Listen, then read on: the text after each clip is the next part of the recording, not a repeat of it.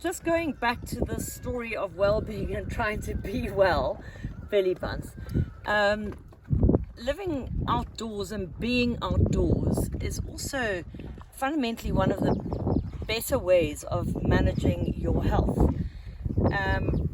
Particularly now in the lockdown time, it's like really learning about your microbiome, and this is your enviro biome. As much as we need to deal with our guts, we also need to expose our bodies to what is around us, and that's half the sort of trick of being well.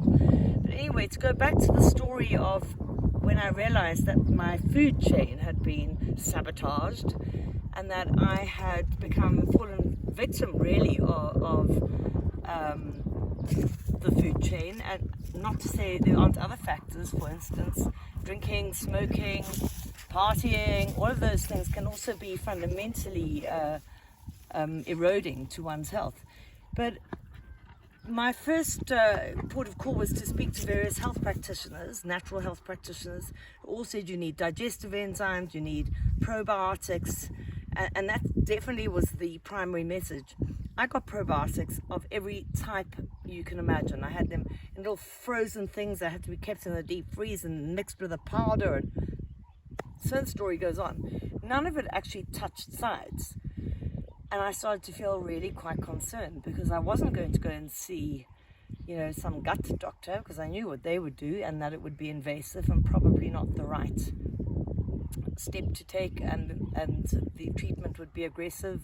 Thank God I didn't, because my subsequent research, which I started researching immediately, and it took me straight to fermenting foods, the old-fashioned way of eating food and having food.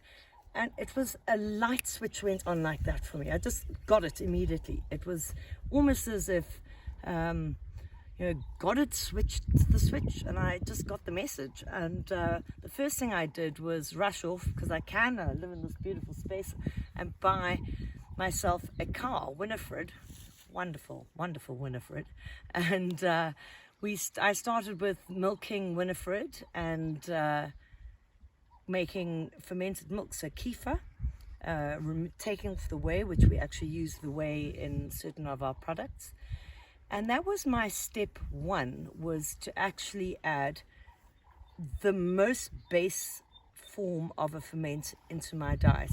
So it's raw, unpasteurized, unhomogenized, unsanitized, untouched raw milk in a ferment to my daily regime.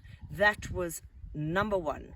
That then led me on to making kombucha, which very soon I realized that kombucha tea wasn't really my thing, and that kombucha vinegar was a much more powerful ferment than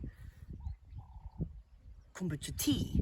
Kombucha tea, one has to worry because the sugar hasn't been fermented off for long enough, and really there are actually a lot of products out there that you have to be very, very careful about, because the more sugar you consume, or if the sugar's not fermented off, you're actually feeding the bad pathogens in your gut. So you're actually encouraging their growth and disencouraging your healthy bacteria to colonize and make a happy space. So kombucha vinegar was my number one after the kefir, and it's used the same way as you do apple cider vinegar, except it's much more powerful. It has many more acids and it's much more alive, so its bacterial content is huge. Post that we made fire tonic, and post that we made beet kvass, and then sauerkraut. The fermented foods are absolutely essential in your food regime. But I think what we'll do is take you through all of those different products individually. Don't know.